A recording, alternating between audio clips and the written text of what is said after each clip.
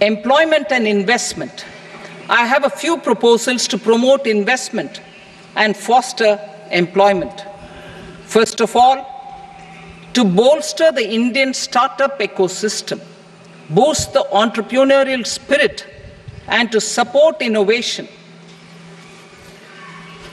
I propose to abolish the so-called angel tax for all classes of investors. Second, there is tremendous potential for cruise tourism in India. To give a fillip to this employment-generating industry, I am proposing a simpler tax regime for foreign shipping companies operating domestic cruises in the country. Third,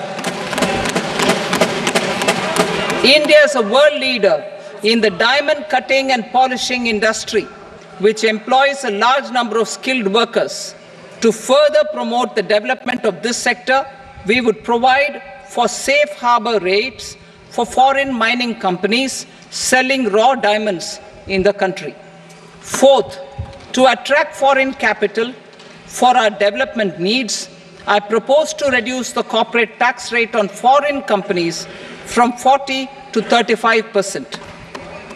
Deepening the tax base. I have a couple of proposals for deepening the tax base.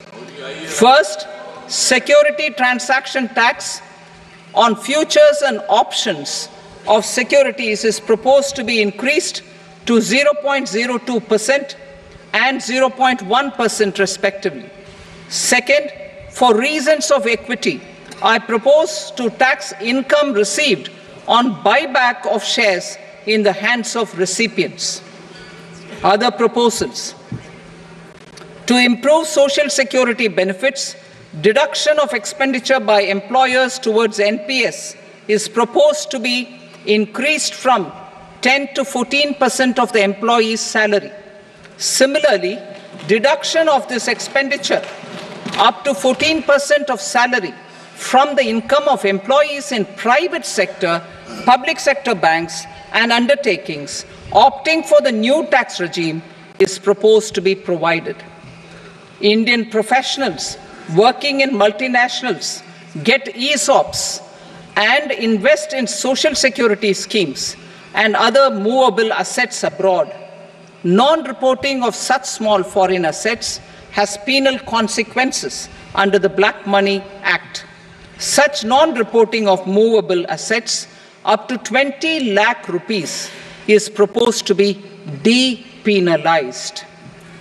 Other major proposals in the finance bill relate to withdrawal of equalization levy of 2%, expansion of tax benefits to certain funds and entities in IFSCs, and immunity from penalty and prosecution to Benamidar on full and true disclosure so as to improve conviction under the Benami Transaction Prohibition Act 1988.